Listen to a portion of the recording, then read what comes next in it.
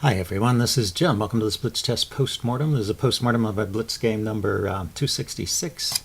I was white here, and I kicked off with d4, knight f6, c4, and now main moves are things like g6 and e6, but my opponent here plays e5, the famous Budapest gambit.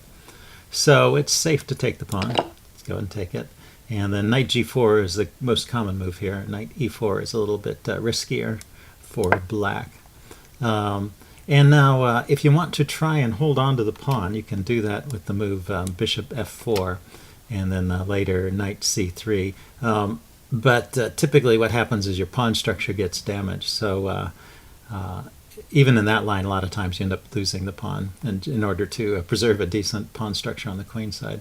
So I play the other line. I play knight f3, just holding on to the pawn for a moment, but black is going to get it back. But usually starts out with this move bishop c5, immediately threatening, immediately threatening on f2. So you need to block that. And then knight c6 developing and attacking the pawn.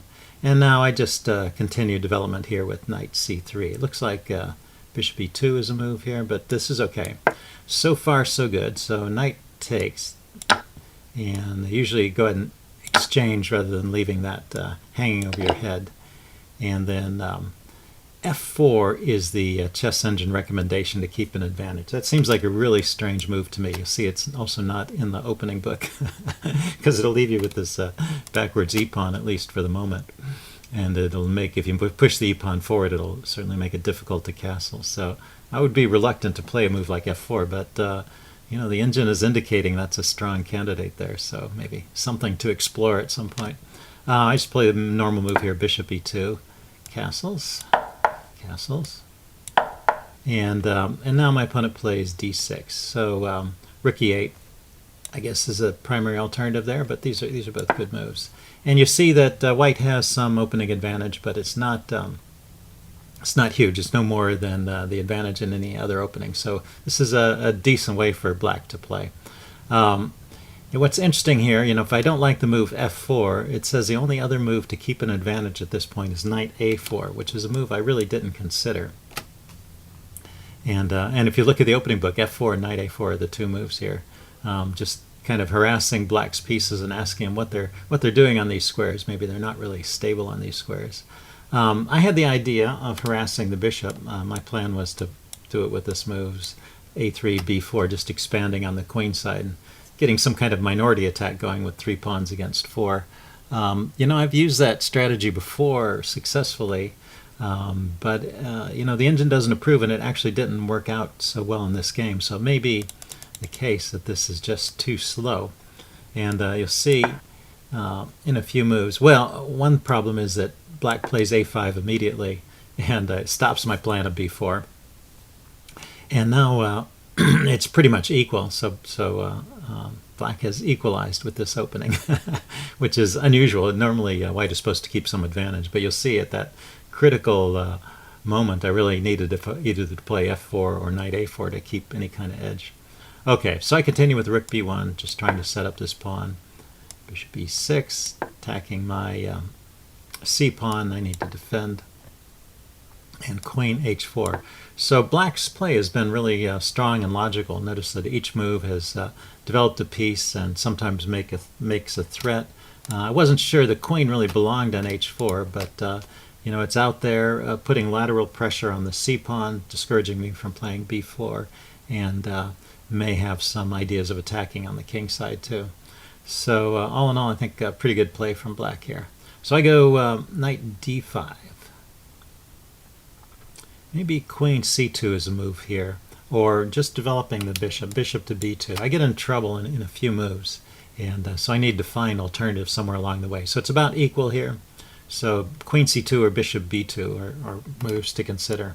So I played knight d5, and after this, well, he kicks it with c6. Bishop f5 is apparently even stronger. Yeah, I've exposed this diagonal here to the rook with this pawn move c2 to c4. And well, the rook wasn't originally on the square, but I moved it there to support the b pawn, and now it's subject to tempo gaining moves by the bishop. My opponent plays c6 first, which is a decent alternative. And I move the knight away. Oh, the engine is suggesting playing b4, but also with some edge for white.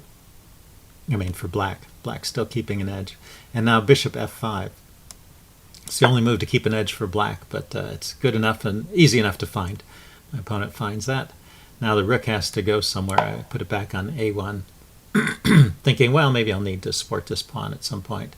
I still haven't developed this bishop, and black's pieces are kind of swarming. And now, after rook a1, he played bishop to e4. He could just develop a rook. That's what I was thinking. Rook fe1, rook fe8 rather, is probably a good way for black to continue. But bishop e4 is good too.